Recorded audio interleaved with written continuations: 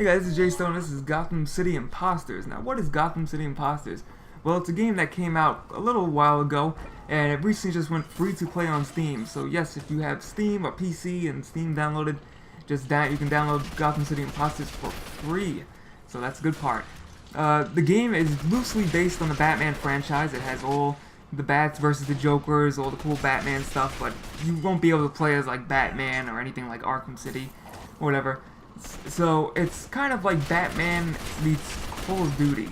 So what I mean by that is that the game runs and plays mostly like Call of Duty, even though it's a little glitchy at parts. But you get to use all these cool gadgets for fun, like trampolines, rocket launchers, roller skates, and grapple hooks, and all these random items and toys that you can play around with, which makes the game a little bit more unique than your average first-person shooter.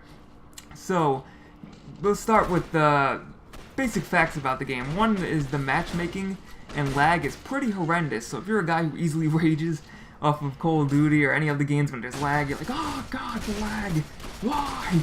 This is not going to be the game for you, as it's extremely laggy.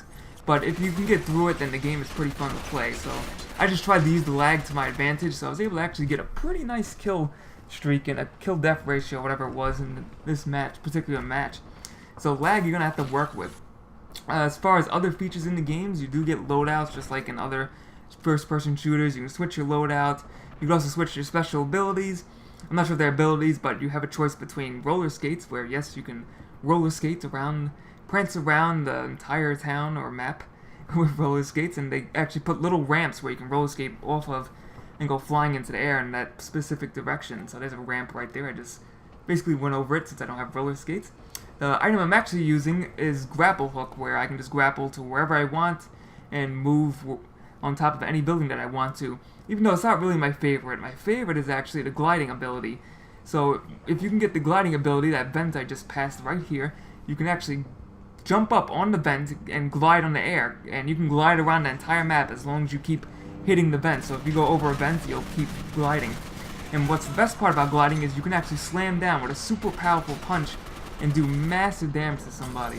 So that's probably my favorite thing to do, and I can't wait to unlock it as I continue to play the game. Also, you can see, as you saw before, that guy disappeared. Now that's the creepiest part.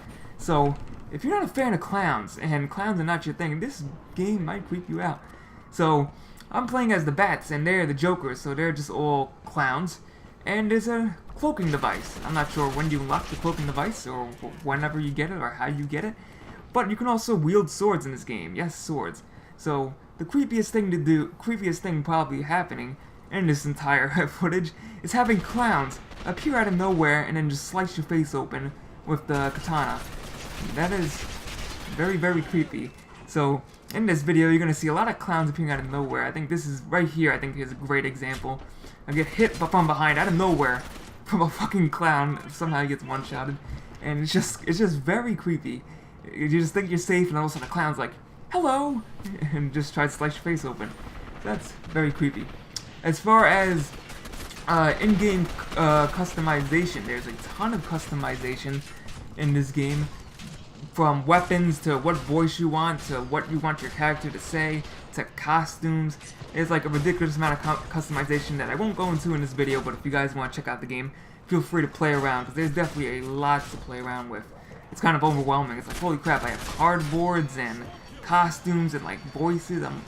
There's just so much stuff. And there goes another creepy clown. See that shit?